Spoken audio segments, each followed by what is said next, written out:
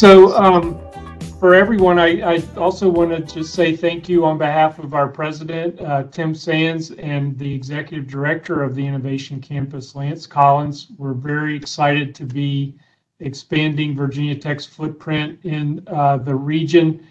Virginia Tech has been in Northern Virginia for over 50 years. We've got multiple sites here. The Innovation Campus is a major step forward in increasing that footprint, and so I'm really happy to be able to talk about it tonight. The outline of what I'm going to go through is really to talk a little bit about what we're doing, what we're trying to create with the Innovation Campus, and what we're trying to accomplish, and then what we're trying to do to impact the region and the technology ecosystem, as the title says. And then we should have plenty of time at the end for any questions or answers that you may have. So without further ado, I'll jump right into some slides and get them to advance here. So just a brief history of how did we get to an innovation campus in Northern Virginia, and why is Virginia Tech there? So many of you will recall that back in 2017, Amazon announced that it was having a competition for its second headquarters, and many localities, including several in Virginia, applied and competed for that location. At the end of the competition, Amazon chose Northern Virginia and a location here in Arlington in Crystal City. And a lot of that was in response to the proposal that Virginia put together, which was very much focused on improving the education, the pipeline of potential employees for Amazon and for the other companies that rely on employees that are trained in technology, and particularly in computer science and computer engineering. And that was effective, much more effective than tax breaks and other things that other states had offered. And so Amazon chose to be located in Crystal City National Landing, and at the same time the state has provided funding to several Virginia universities, and Virginia Tech was provided with resources to create a new campus location in Alexandria. We selected to place our new campus in the Potomac Yard District, which is in Alexandria, right on the border with Arlington, and we've started designing that campus. And so part of what I'll talk about tonight is the design and plans for that campus. We've also started putting personnel in place. Our first hire was our executive director, Lance Collins. Dr. Collins was the dean of engineering at Cornell University and had been very instrumental in the establishment of the Cornell Tech campus in New York City, which is a very similar initiative to what we're carrying out here.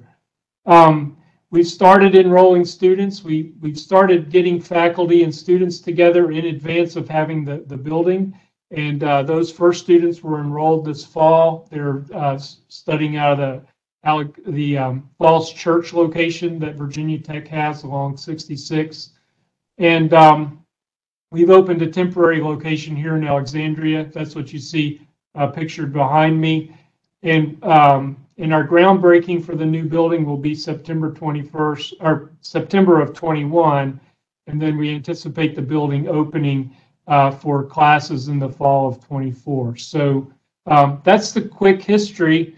But what I'd like to really talk to you a little bit tonight is about what we're trying to attempt and how universities go about impacting the world. And so I'm going to use a little bit of a conversation that I use when I teach my higher education finance class. That's my area of teaching at Virginia Tech. And I often start the semester by asking sort of a big question of what is a university? And of course, depending on your background or experience, you'll come up with a different answer, might pop into different people's heads. A lot of us, when we say about Virginia Tech in particular, or other large state flagship universities, you immediately think about sports and football and basketball and all the things that surround that. Universities are destinations that people visit. I have children that are college age or getting ready to go into college, so we're thinking about a lot of different visits to campuses. It's a place to go and visit. For students, it's certainly a place for where they have a life outside of classroom, and maybe they meet their partner or their future friends, or their future network is all around campus. So there's a lot of social dimensions to what a university is. But then, of course, there's also the academic dimensions. There's research that happens there. There's instruction. And then ultimately, what we hope to have happen is for students to earn the credential that allows them to pursue their dreams, to pursue things that are important to them, and hopefully to pursue a better economic prosperity. So there's a lot of different things that a university does, but it's often gets boiled down to too much on the place or too much on the people. And so the framework I'd like to use tonight is that a university is both a place, it's usually a physical place, and even in a virtual university, there's a virtual gathering, if you will. But there's also a group of people that make the university. It's not just a set of buildings. It's what the people do in those buildings and how they interact and how they come together around a shared purpose. So I'd like to use that framework to talk about the Innovation Campus as both a place and a group of people, or a culture, if you will, that we're going to develop. At this point in my class, I would usually say, now, what does it take to build buildings, and what does it take to get people to show up and come to work? And that's how we launch into a really rich finance discussion. I won't bore you with that part of it. I'll just jump into these things are going to happen. So like any big organization, we're guided by a strategic plan. And even though we're in the early days of development, we have established a vision for what we want to accomplish with the Innovation Campus. And right there at the very highest level of our thinking is that terminology of we're going to be both a place and a culture getting at the way people will interact, what they will do, that unlocks the power of diverse people and ideas to solve the world's most pressing problems through technology. So we want to be at the forefront of the technology problems. We want to develop leaders for the future. The Innovation Campus is going to be an all graduate curriculum. And so these are the leaders of the teams that will build the technology for the future. And I'm going to highlight here also the word diverse. And you'll see in our larger presentation that comes back as a recurring theme. The mission of the Innovation Campus is to create the leading architects. We want our graduates to be those that lead the future on cutting edge digital technologies. And we're doing that to engage most directly the technology ecosystem that is here in the Washington, D.C. region. There are many industries, many federal agencies, associations, other kinds of organizations that are actually charting the future for technology and how it's going to work, how human beings are going to interact with that technology.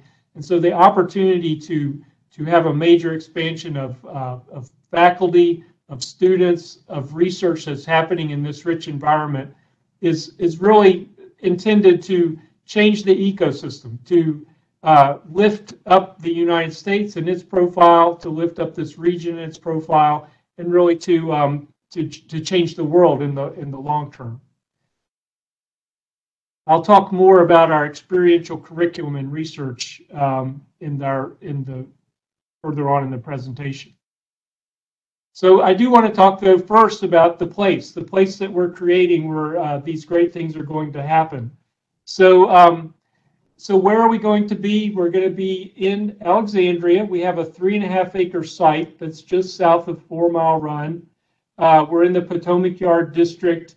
Our development partner is also the development partner for Amazon, so they've got a deep engagement in the broader district, both in Arlington and in Alexandria, and we're fortunate to be located very near the Potomac Yard Virginia Tech Metro station that's currently under construction. So Potomac Yard was already rapidly growing. There's lots of opportunity for additional development there, and we're going to be right there in the middle of all of that. And we're already seeing a lot of interest in our placement here, driving a lot of other interest in organizations, companies, industries, others wanting to be located nearby. So what are we creating in terms of space? We're creating a building. It's 300,000 square feet altogether. It's going to include classrooms, labs, study space. We'll have faculty offices. It's an academic building, a little mini university, if you will, but all around training graduate students in computer science, computer engineering, and a cluster of related disciplines and research areas that I'll talk more about in a little bit. This building is actually the first of 3 Virginia Tech buildings that we could locate at this site. When we got the site plan approved by the city, it actually is an expansive plan that over the long term, not in the next while, we've got enough to digest right now, but over the long term, we could have a much larger presence here in this area. In addition to the building that we're building, the 300,000 square foot building, we're going to lease an additional 75,000 square feet in an adjacent innovation center, and that's where we're going to locate our library. All the Virginia Tech libraries are public libraries, so we want that to be in a place that's very accessible to the public, accessible to other companies that may be located in the district. We want to have a business incubator that's embedded in other live companies, and we want to invite partner organizations to come and co-locate with us there. These are things we can't accommodate in a state-owned public building, but the university, through its foundation, is able to create a very rich space and rich opportunity for us to engage with industries and with the broader community. So I've got several slides of pictures of the building. I'll highlight some of the features. So many of you will ask, that's an interesting shape. The shape is not without purpose. It is an iconic design.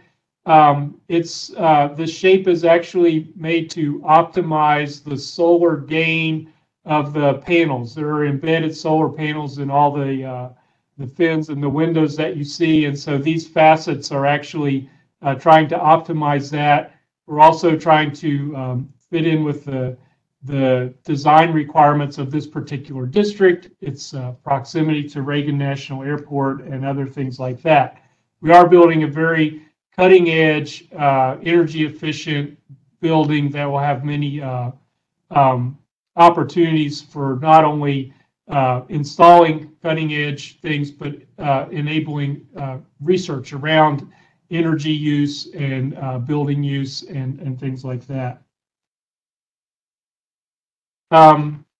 The building is embedded in a larger campus. Like I said, there will ultimately be 3 buildings. So we're trying to create, as we would right in Blacksburg, a quad kind of effect around those 3 buildings. So there'll be lots of green space, and the whole community, the whole district is developed to have a substantial green space, and parking is underground, and lots of accessibility features and things like that in the outside areas.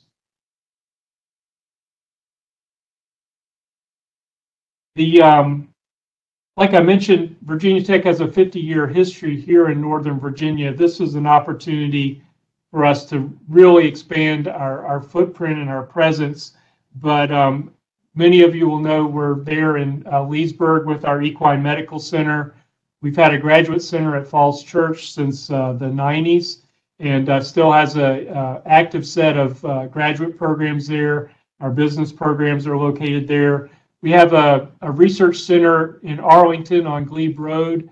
that specializes in security research. We've already got a lot of engineering programs that are happening there. We've got a new lab with the Children's National Medical Center and their renovated, their refit of the Walter Reed Hospital in the district. So Virginia Tech, we've been here a long time, and we really think it's important for us to take the good things that happen in our largest research university in the state and have that extend into the other regions of the state. We're here, we're in other parts of the state. Because we're a land-grant university, we have an office in every city and county in the state. And so we don't think of ourselves as a place-bound kind of university. And we're really excited about this opportunity. Some interior pictures. So here would be a typical classroom. We're building all the classrooms to be flexible in their format. We're learning a lot about how instruction can be done and will be done in the future as we work through COVID this year. There's a lot of reasons to still have the in-person presence, but all of these rooms will be technology enabled so they can be both receive and send sites for classes.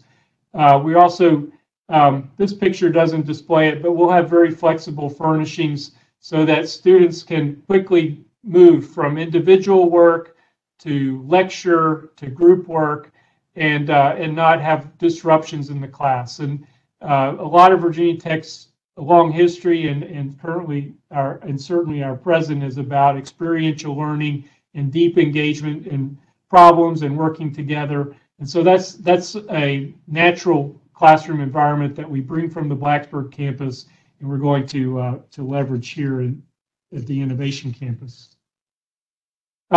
This is the entry, the main entry to the building. There's a visitor center here for those who want to learn more about Virginia Tech and what we're doing. There's lots of social space. There's a conference center of space there. You may notice an accordion wall there in the center of the picture. That opens up into about a 200-person meeting space there, so we can have events and host things that are Virginia Tech related, things that may be community outreach kind of activities, those kinds of things. At the top of the stairs at the end of this picture, there's a student services area. And so we anticipate having a broad range of types of students. We'll have some working professionals, students who are attending part-time, completing our programs. We also anticipate having a large number of residential students who are working through a one-year degree on an accelerated way and taking the time out of their careers to do that. So we want to serve a broad range of types of students. We want to have the services that are appropriate to those groups. I'll talk a little bit more about our problem-based curriculum, but we want to have spaces where students can work on projects and where they can gather and be on teams, engage with faculty, engage with corporations. And so there's lots of spaces throughout the building where they can do that. There's additional maker spaces. They're just above this loft picture. We'll have maker spaces, and this is everything from machine shop level to 3D printing to softer kinds of things, and because we're covering initially at least these two disciplines of computer engineering, computer science. So lots of places for students to be hands-on and working together. Here's some pictures of the typical kinds of labs we're planning from the beginning. We'll have visual analytics labs where we display the data and use the visuals to help the decision making that the data might inform.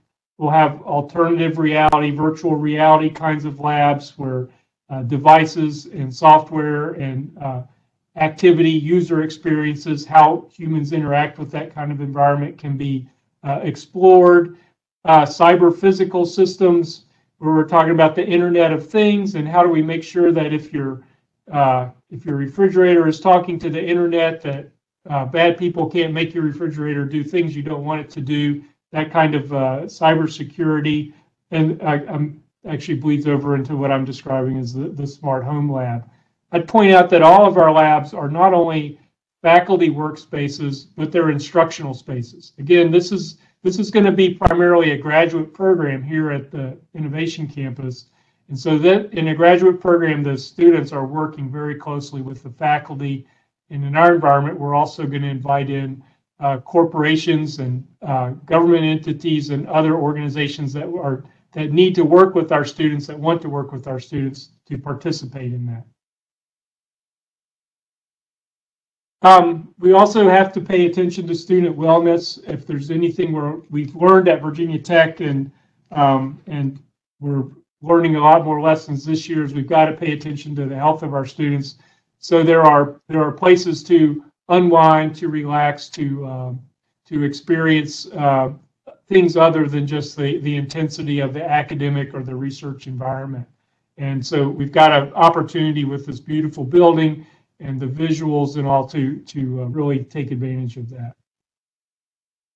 And of course, we'll have more traditional kinds of spaces for faculty offices, for meetings, and things like that. And all of these spaces are overlooking a really beautiful part of the city. This is an outside deck that would be on the 8th level. It's a roof terrace. We'll use it as an event space. It'll also be available to others who want to meet, or if there's things that could take advantage of this. It will be. It overlooks the river. It overlooks the Reagan National Airport. It looks out onto the Capitol. It's very, very dramatic and very nice views from this particular location. So. And then I'll just point out that where I'm sitting, we have a temporary location. We're at 3000 Potomac Avenue, which is just a few blocks south of where our building is going to be. If you're ever over here in the neighborhood, do stop by and say hello. We'd love to talk with you, tell you more about what we're doing with the Innovation Campus. And this is where I'm working from, and where Dr. Collins and the few staff that we have here getting things started. We're operating out of this location, and just starting to activate the space as we emerge out of the last year. So that's a lot about our space. I want to talk also about the culture we want to create, the bringing the people together around the shared purpose, and this is really the important piece. You could have that great building, but if you don't have the people working together and interacting, the students and the faculty having the exchange that works the magic, that improves everyone's lives, it's not worth doing. So we've got to get the people part right too. And right at the center of what we're doing, and you would have seen this in our vision and mission statement, is a commitment to diversity and inclusion. And that's across both the students. We want this to be among the most diverse campuses in the country. And we have that opportunity with our location here. We want a diverse faculty so that students are seeing themselves in the faculty. And we want our researching engagement to also extend into that, achieving that. And it's really central to our purpose. And it's one of the things, as we talk with partners and donors that want to engage with the Innovation Campus, they're also interested in this as part of our mission. And they see the need to diversify the workforce, the thinking, the research, the engagement around technology, and it's actually a risk for the United States. So we're going to be seeking a diverse student body. Our goal is to create these leaders, and there is a shortage. I think I saw a number this week. There were 37,000 unfilled AI kind of jobs. And there is a shortage of trained people, but that shouldn't be interpolated into there's a shortage of talent. There's maybe a shortage of opportunity, because not every group in the country has been able to participate in the advances of the technology economy on an equal basis. And so we're taking very intentionally efforts to open up those opportunities and to encourage and enable more students from diverse backgrounds to participate in the technology part of the economy through training, through graduate training at our campus, which is the ultimate goal. But we're also connected to a similar initiative that's happening in the Blacksburg campus around diversity and around an extensive growth in the number of computer science, computer engineering students there. We also are engaged in the K12 level. We're going to have a K12 coordinator that's their sole purpose would be to encourage and enable the K12 system and the students there to think about careers in technology, to experience, and then more importantly, to develop the hard skills and the interest, the personal interest to pursue that through, be prepared for college, be successful in their undergraduate degree, and follow through then with the graduate degree. So it's something that's important, not just to what we want to do as a campus, but it's something that's important to the country. And given our location, given the broad interest in what we're doing, we take that very seriously, and it's embedded in everything we're going to do. Our initial programs and our commitment to the state is to greatly expand the number of master's degrees that are awarded in computer science and computer engineering. We're going to do that here at the Innovation Campus with a very innovative curriculum that can be completed in a one-year time frame on a very intensive basis, but also available to students on a multi-year time frame, including 2 or 4 or 6. You know, any of us have gone through graduate school while we're working. We know you do it as you can. That was my experience anyway.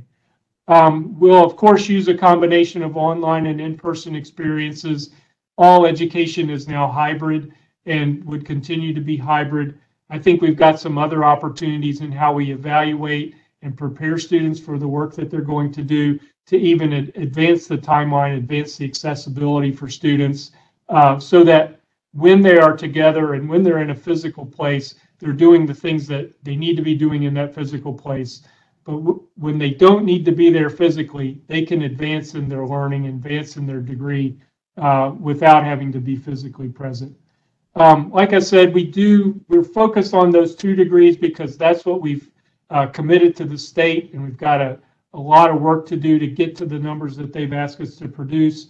But we're already thinking about what are the corollary degrees, what are the corollary faculty and disciplines that really help us achieve that broader technology ecosystem impact that we want to do. The very unique, or I can't say unique because this does exist other places, but the core element of our curriculum is going to be a project-based education with students working together on teams. And I'll talk about that very quickly. What do we mean by project-based education? We're going to group the students that we have together in these teams of 3 to 5 students, mostly 4-person teams. They'll be working on a project that's actually proposed and presented to Virginia Tech by an outside partner, a company, a government organization, a not-for-profit, a group that has an entrepreneurial idea that they want to promote. We'll vet those projects. We'll line them up with the learning outcomes that we need students to achieve, and then we'll set them up with a subject matter expert, a coach that can connect them to the industry, and we'll have a outside liaison, a person that from the company or the government entity or the group that's sponsoring the project. They'll also be part of that team. The students will complete their curriculum. A large portion of it will be completed working on these projects, and their work will be evaluated in terms of both the completion of the project, but are they achieving the learning outcomes as they work through that project? So why is that interesting? It's not only a great way to complete your degree, but you can imagine those companies that are working with the students, working with the teams, they really appreciate getting a chance to make connections with all of those students as they're looking for their employees of the future. And students get a chance to look through various different approaches and companies and work with them and make informed decisions about what they would like to do that are not just theoretical, but actually grounded in some real world experience. So we also, in addition to students, will have a diverse and engaged faculty. The faculty will be engaged in all of that teaching and engaged, as I described, in the project-based learning. They will also have a research portfolio. We're going to be a research-intensive entity and expect our faculty to pursue those things. We want to gather faculty, and we want the culture to be around purpose-driven research, or what is called in the literature of higher education sort of use-inspired basic research. So I have a picture here of someone on a construction site. They're using a VR helmet, a virtual reality helmet, to look around this construction site, and they can look forward into the future with that helmet and see what will this portion of the building look like when it's finished out, or when the plumbing is installed, or after the heating and cooling systems are there, and can then coordinate that future. Well, to have a device like that in your hand, there's a lot of basic science that needs to happen. You've got to have algorithms and formulas that take the building plans, maybe in one format, and turn them into 3D models that can be rapidly altered and changed. You've got to then have software that interacts with that headset, and you've got to have the headset itself. So there's a hardware component to all of this. So we want faculty that are working in all of those kinds of areas, just for example, but they're thinking about it in terms of how will this work that I'm doing be applied to some real world kind of applications, not in the 30 and 40-year time frame, which is where some basic science would happen, but in the 5, 10, maybe even shorter time frame, so that there's some real implications, immediate implications. So we're thinking about different research areas, and there's a lot of danger to saying we're going to do these 5 things when you're still several years out from having your full faculty, having your building. So we're talking about a cloud of different areas where we'll have some research focus. A lot of this will be driven by the faculty that we're able to attract and bring to the innovation campus, and where they start and where they go. The faculty drive the research directions.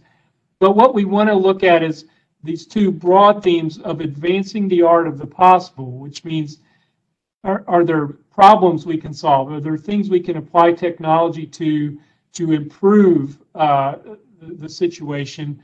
But we want to do those improvements in light of the human experience. We don't do technology for technology's sake. Technology should be embedded in making the human experience better. So we want to keep those things connected, and we want to have research programs and faculty that are engaged broadly in both of those kinds of dimensions. And I'll just point out, given where we're sitting, the technology policy area is huge. And obviously, if you're sitting in Washington, D.C., and you're going to want to have some impact on technology policy. We want to be part of the information chain around how decisions get made and how they're informed.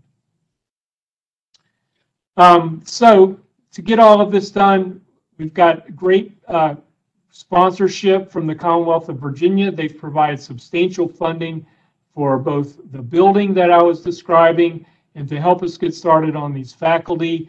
But we've also got other partnerships that we're actively working on. We've engaged with several large corporations. We have an advisory board that consists of both governmental, nonprofit, and corporate representatives. We are engaged with many governmental partners, all the way from the local governments here in the surrounding area, clearly working with the state of Virginia, and lots of opportunities to work with federal government in both sponsored research and in a broader way. we aren't just about business. We want to have not-for-profit partners. We know that's an important industry sector here in this area. And so already we're starting to have conversations with some of those not-for-profit partners that are located here nearby and are interested in our presence. And this technology issue isn't just one for Amazon. It's or for the big banks or whatever other industries are here. It's a problem for everyone. Every entity is starting to collect and curate data, and they need to be able to use it. They need to be able to protect it, and they need to be able to turn it into things that make their organizations better. We have lots of interest from philanthropic partners and large donors, and I've talked about how we're engaged with K12. We also have deep connections back to the 30,000 students, 8,000 graduate students, and thousands of faculty back at our Virginia Tech campus, very much interested in what we're doing here, very much engaged in helping us plan it. And we have partnerships with other regional colleges and universities around the state, both in terms of just coordinating around this larger initiative, but we've got articulation agreements with four-year Virginia universities to bring students into our graduate program here at the Innovation Campus. So the subtitle of this presentation was the technology ecosystem. So how are we going to be a catalyst to the technology ecosystem? So when you work at a university, especially me, I'm never the smartest person in the room, so I have to have all these things defined for me. What's a catalyst? A catalyst is a change agent. It's something that in chemistry makes a reaction happen faster or occur. We want to be a change agent for the technology ecosystem. What's an ecosystem? It's a community of organisms in a biological sense. It's a community of organizations in a more business sociological kind of sense. And so we want to impact that group of organizations. And I've talked about all the great things that happen here in the Washington, D.C. area.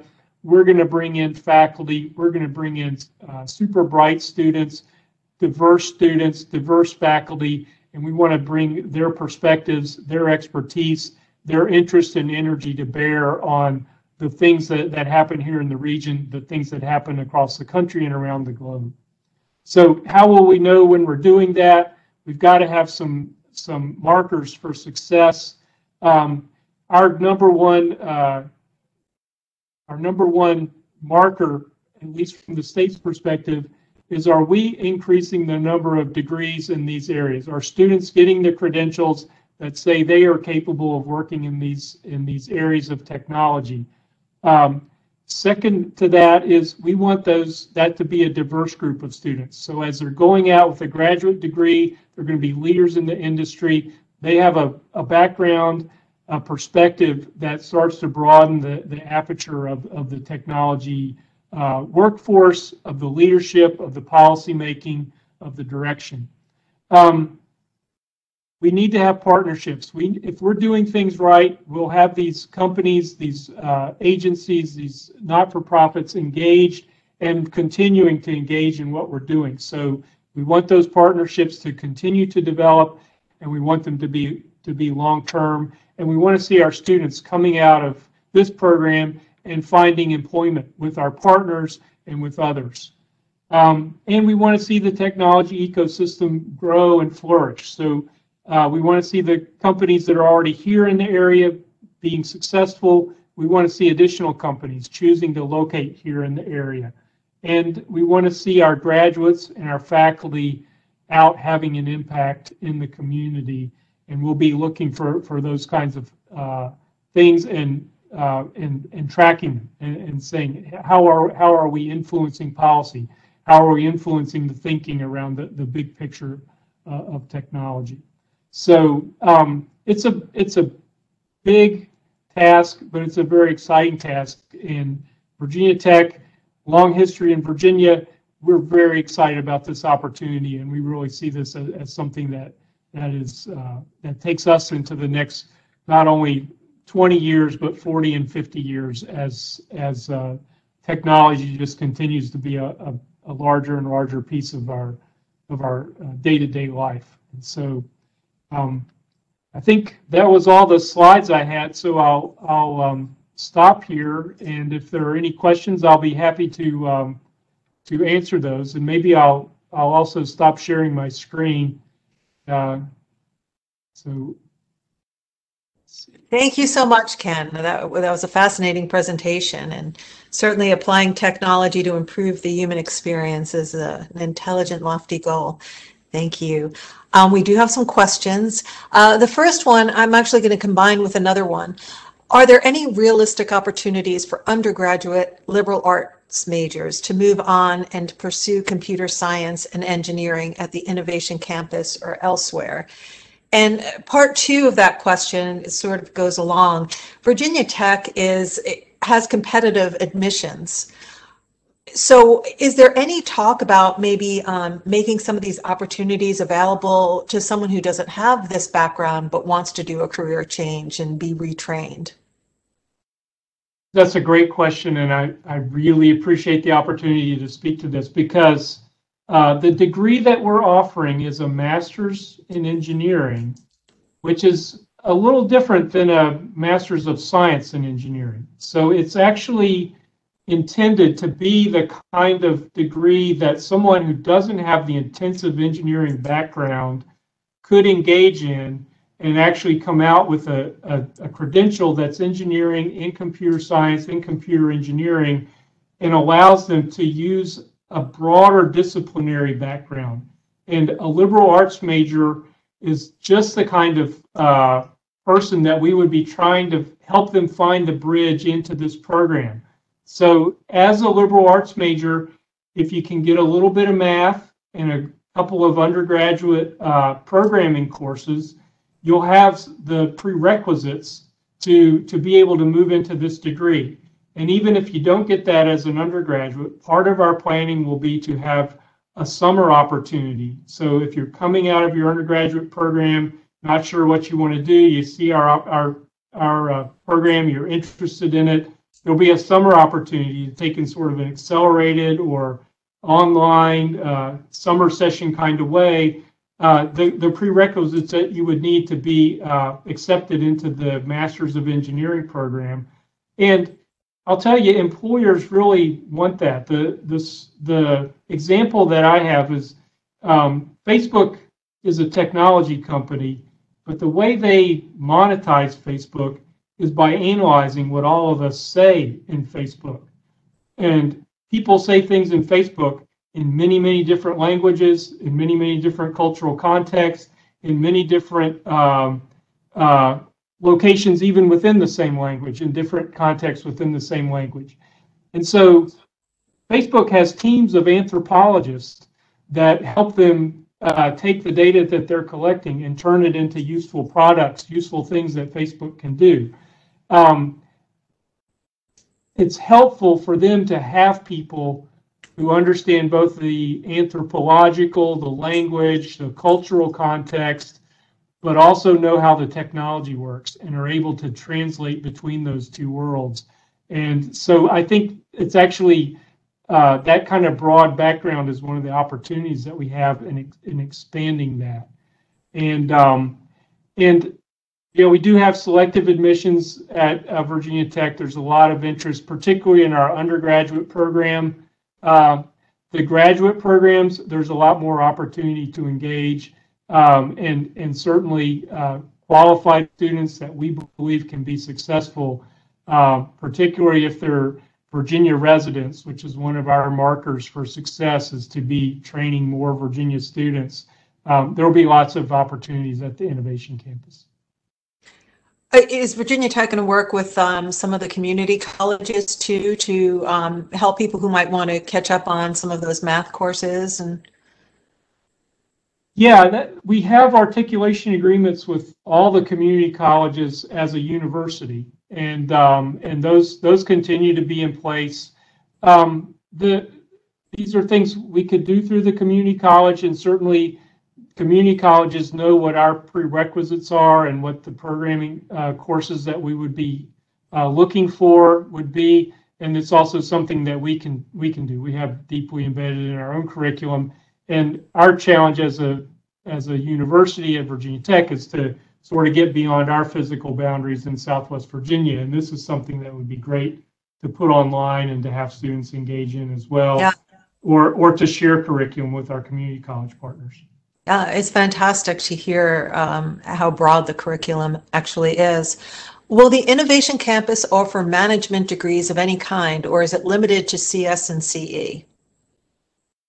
Right now, the main focus is CS and computer engineering, and that's our mandate from the state, and so we've got to stay laser focused on that for a period of time.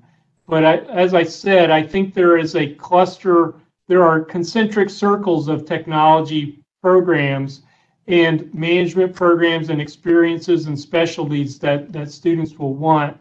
And so to get those faculty associated with even the CS and the computer engineering programs, we're going to have some of those folks around. There will be those opportunities, and I think that eventually expands into additional degree programs being offered at the Innovation Campus. We do have an MBA program that is based here in the Northern Virginia region. That's existing and open. And we also have a Master's of Information Technology that's 100% online that's already pre-existing. So there are other opportunities like that. The community we will build at the Innovation Campus, that's still a little bit of to be determined. Do you see maybe something in technology public policy happening? Well, you know, our School of Public and International Affairs is already based here in the DC area. They've got their main office location is in Arlington, and so yeah, I think we'll definitely be working with them for initially for the students that have an interest in policy. They're pursuing this degree. They want to specialize in policy, or maybe they want to go to work in a particular sector that needs to know that, and we'll have those faculty here in the area. And then I think research centers, think tank kinds of activity, research directions will also expand out into those policy areas, and we'll certainly have some of those kind of faculty co-locating and embedded with us. And again, you know, we're sort of focused on what has to be there when we open the doors in 24, but between now and then, these other conversations will emerge and take more shape. One more question along these lines. How about opportunities for building, design, and construction engineer and the developing technology in this area as well? Yeah, well, we have a very good architecture school. We have a highly ranked building construction program based in Blacksburg. We have an architecture center still in Old Town Alexandria, and we were pursuing an agreement to really pull all of that together and expand our building construction footprint at our Falls Church location. For a variety of reasons, that's been delayed or put on the back burner. We're going to have to look at a little bit of a different direction. But there's a lot of interest, particularly for building construction, construction engineering management, architecture, urban planning, already here in the area to continue to build the scope of their programs. And where those things interface with technology, like the example I was showing you of technology enabling smart building or better construction processes, all kinds of opportunities. And those are the things that happen naturally with the faculty. You can say a faculty member is in computer science, but they talk with everyone and anyone that's on the edge of their areas of interest. And those kinds of clusters where the architect and the engineer get together and start talking about what they can do is where the really exciting things happen. So yeah, I foresee that happening. Next question. Loudoun County recently built the Academies of Loudoun for expanded instruction in science and technology.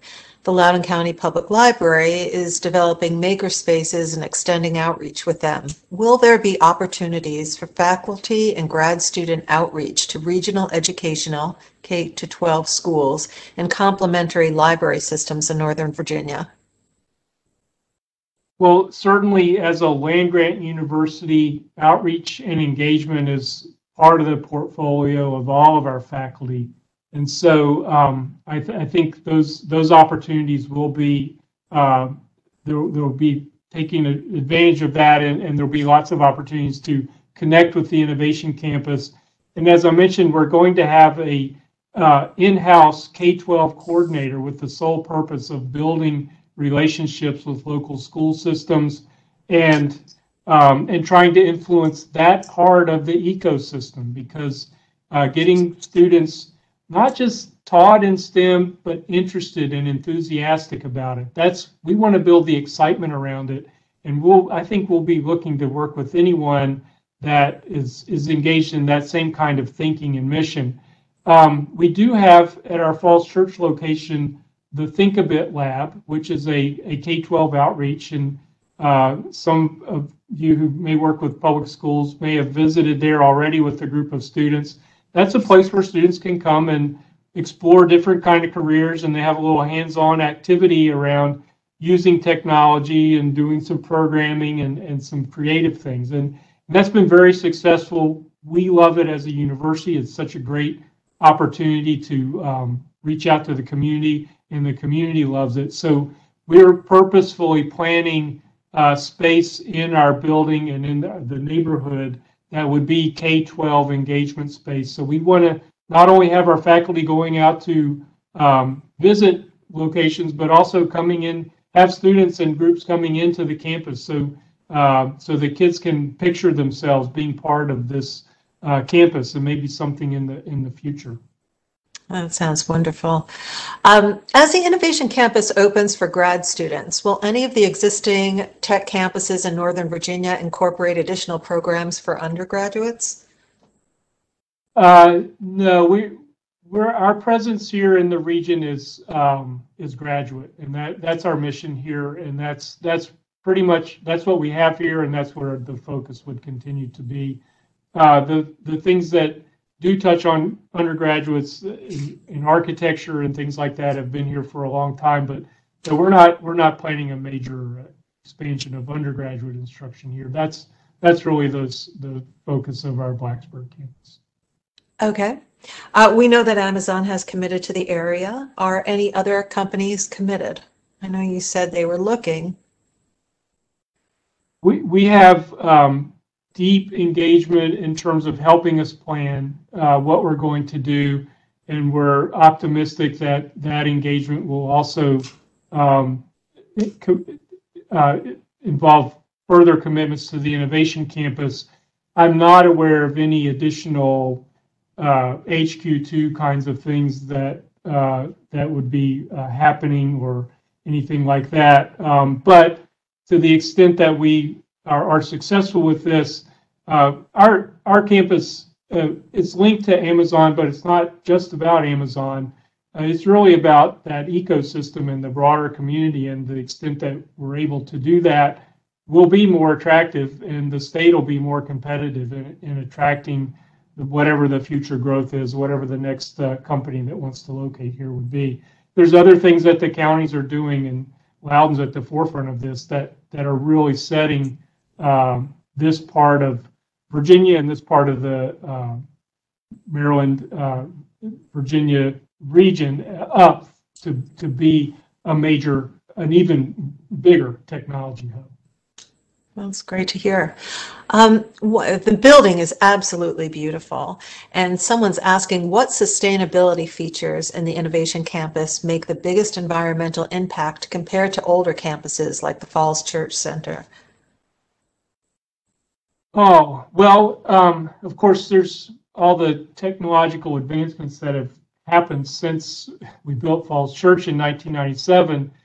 And we have an opportunity with the the level of funding that we've had for this building to really do some cutting edge things. So I mentioned there's solar embedded throughout the building, and so it doesn't cover the building's whole use, but it does contribute to the power usage of the building. The HVAC systems are cutting edge, low energy. You saw the fins on the building. That's all about controlling the light and keeping the temperature levels in the building accurate. I'm not an architect, so I'm going to spin off into things I don't know a lot about here in a minute. But there is also a plan in the long term to do some innovative temperature recovery kinds of things. So a lot of the innovations that have happened since we built the Falls Church Center are you don't just pump your warm air out and bring in cold air and try to warm it back up again, but you do a lot of temperature exchanges. Well, you can also do that around your water systems, the water and sewer. That's actually taking temperature out and you're having to actually reheat that water as it comes in. So we're looking at systems that are actually capturing all of those temperature changes as air and water come in and out of the building. So there's a lot of opportunities for that. There's going to be a lot of sensors and the ability to track what's happening in the building, and then we'll be able to do analytics on that, and that could be an area of research for some of our faculty. So I can't describe the technicalities of things we're doing, but we are, obviously seeking a LEED certification. I would hope we would be at least a gold for this building. Yeah, it's hard to imagine. For those of you who know, that's a measurement of how efficient, sustainable a building design and construction is. Okay. Was there one person sort of who came up with this design, or was it a team, or no? A main architect? Yeah, we're working with Smith Group. They're our architectural firm, and they're a large and well-established firm. They've done lots of other buildings here in the region. So yeah, that building was chosen from a set of many different options, and so yeah, it came out of a very standard kind of design. A group. Mm-hmm. And will tours of the building be offered to see the design and technology? If I have anything to do with it, yes. We'll obviously have some areas where we'll have some research that might be sensitive, and we'd have to have some limited access. But yeah, there's a lot of community interest, and we're a land-grant university. I feel like we should be open to the community and engaging people and future students, future parents of students. We're a university has to think in the long term, and yeah, that's definitely got to be part of our future. Fantastic. Any other questions for Ken Smith? Well, we have him. This is so exciting for our area. I mean, just the development of that area and bringing this level of technology and innovation into Virginia is just really just so exciting. It's exciting for Virginia Tech, and I love going back to Blacksburg and talking to my colleagues about it. They love being part of it.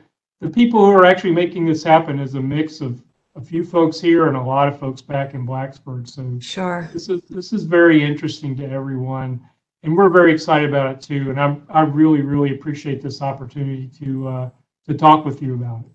Well, thank you. We really appreciate the opportunity for you to be here and tell us about this.